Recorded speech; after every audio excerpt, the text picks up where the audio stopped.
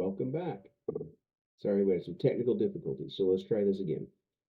What was it the Israelites were supposed to understand before they entered the promised land? Now, I've spent 50 years trying to figure that out, and the good news is I'm going to tell you what it is in this video series. But first, I really want to go through some competing theories. We got a couple different sources we could go to for what our purpose might be. And one is the world, the world's answers. And we all kind of know it's bogus. We don't fall for it. But so we can brainstorm out some things. I think they all sort of come down to money, sex, and power. Right? And we've probably all spent money on it trying to figure it out. But the only legitimate thing I've found out there in the world, the truth, they've usually got some half truth and stuff, and they do have a clear point about us not having a clear picture. We don't know what we want. Most people don't know what they want. And if you figure that out, then you can have direction. You have a destination to move to, which feels like destiny. It'll get the wind moving in your face. Um, are we moving to the true destination that we want to move to? Maybe. Yeah. But it feels better than being trapped. So to summarize the world's answers to the problems, work hard, be smart, be lucky, and you don't have it because you don't deserve it. So what about the church? Does the church have any good answers? Well, I'm going to hack a lot of people off here. They generally don't give us pretty good advice in this particular area, at least. They will tell you that the promised land is heaven, and you inherit it because when you die, you go there. And yes, that's through grace. And there's some things about that that make sense. I want to go to heaven as much as the next person does. But is that all there is?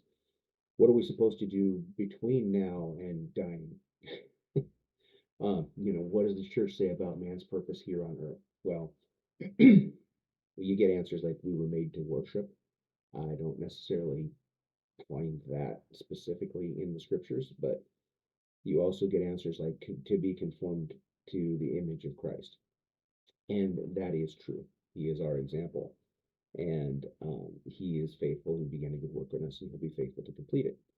So there's a process there which we are not discounting here, but um, I think the problem is that the church wants to paint a picture of Jesus, and that's the image they'd like us to be conformed to, right? They like the meek and mild Jesus.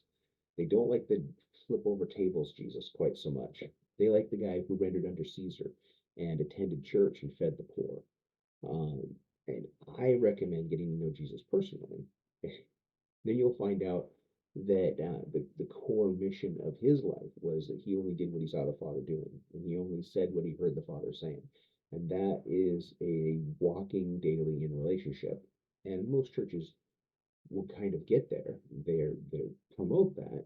But if we were to summarize what they actually say about your purpose between now and death, it would look something more like um, try not to sin, pay your tithe, and circle the wilderness until you die or Jesus comes again.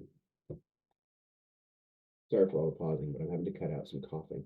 Um, so I want to go to heaven as much as the next person does, right? But what if the promised land isn't heaven? What if it's a place here on earth where we're co-laboring with God to do something important and a mission, a purpose, a destiny that He has for us? Is what if it's a place where you're co-laboring with God to do what you were born to do and impacting those God set aside for you and growing the kingdom of God because of it? So, kind of as a side note, think about it this way.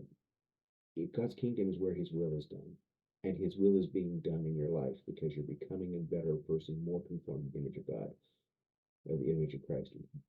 Why wouldn't he promote you? Why wouldn't he take you up to a place of greater and greater influence?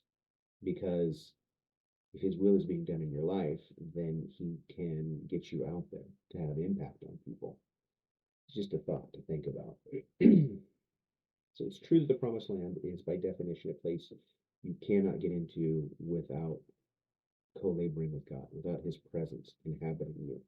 If you think about it this way, the presence of God was inhabiting the Ark of the Covenant, which the priests were carrying ahead of the army and all the people of Israel. And when their feet got wet in the river is when the river became crossable. That's when it dried up. And in carrying his presence, God inhabited their worshipers. They're going around the walled city and the city crumbles down. So all of that is true. However, um, and this is mean to say, but the reason the church can't tell you how to get into the promised land is that, like Moses, they don't know. They've never been there. There is a servant mentality, which is not wrong. It's not wrong to be humble, but servants don't get into the promised land, right?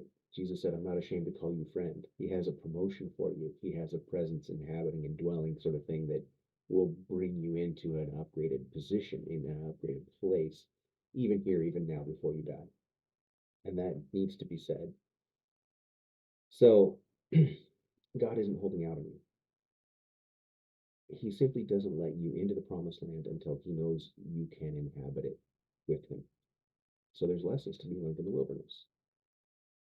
There are four main lessons to be learned about God and about yourself before you can enter and inhabit your promised land, um, and have this purposeful life that you desire. And tune into the next video, and I'll tell you what those four things are.